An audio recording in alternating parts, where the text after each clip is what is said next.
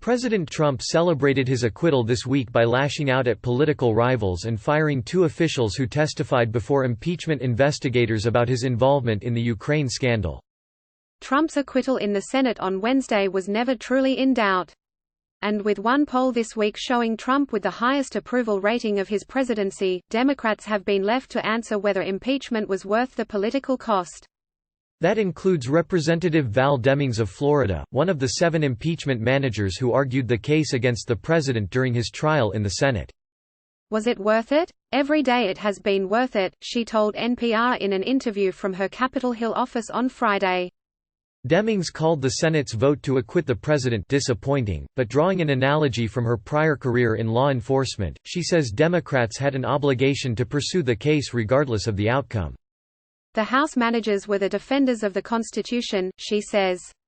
And just like when I was a law enforcement officer, when I saw someone breaking the law, I did not stop and think about, well, my goodness, what will the judge do?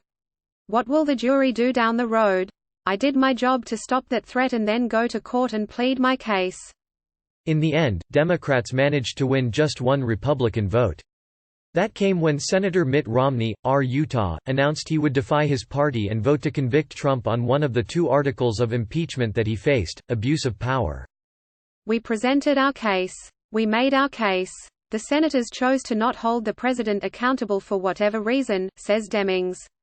Had we not proved our case, she adds, there is no way that Mitt Romney would have voted guilty against the president. The path ahead for Democrats. The question now for Democrats is what's next. The lead impeachment manager, Representative Adam Schiff, D-Caliph, told NPR this week that no decisions have been made about whether House Democrats will continue to investigate President Trump's attempts to pressure Ukraine to investigate former Vice President Joe Biden. One potential witness is John Bolton.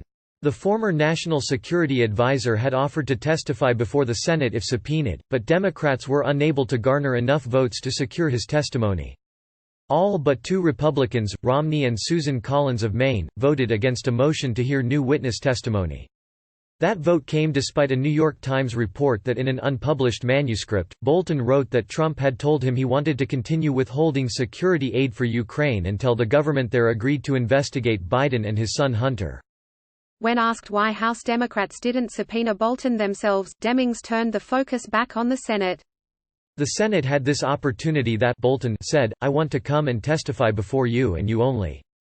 Call me, I'm ready, and the Senate chose not to do that. They don't get it. There are some that might want to give them a pass, because like I said, there is this double standard out there, but I'm not giving them a pass. We were right to move forward, she says of the House decision not to subpoena Bolton. But Demings, who sits on both the Judiciary and Intelligence Committees, says any decision about whether to subpoena Bolton in the days ahead will not be made at my pay grade. Enforcing the law. Demings' long career in law enforcement is evident when she speaks. I have seen the effects of good government and good leaders, and I've seen the effects of bad government and bad leaders, she says. Police memorabilia adorn her office, along with photos of Demings and her husband, Jerry Demings, both in uniform. Demings worked for the Orlando Police Department for 27 years, in several departments. She worked as an internal affairs commander, investigating police officers. She also served as a patrol officer and detective. In 2007, she was appointed as Orlando's first female chief of police.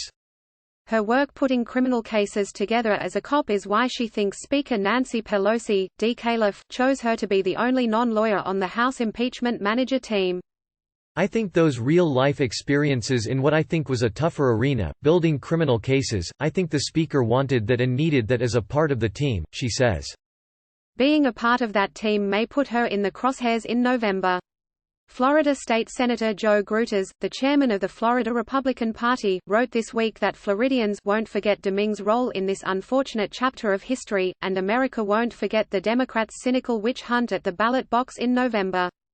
Demings District, which includes parts of Orlando and surrounding areas, is considered a safe seat for Democrats. She emphasizes that the prospect of being targeted doesn't faze her. I grew up poor black and female in the South and I worked as a law enforcement officer. I mean, I've been targeted before because we are always targeted. And look, I am a woman of faith. And I know that God is on my side. And I don't fear any man because that's what the scripture says. I'm used to being targeted. I will continue to do the best job that I can do for the people that I represent. And the people in my district will decide." Demings also talks about the experience as bigger than just a single election. 50 years from now when, I think, all of the impeachment managers will be dead and gone, I do believe that history will look back and smile upon the defenders of the Constitution and the form of government that the framers had in mind. And that makes me pretty proud. NPR's Janaea Williams and Tinbeat Ermias produced and edited the audio version of this story.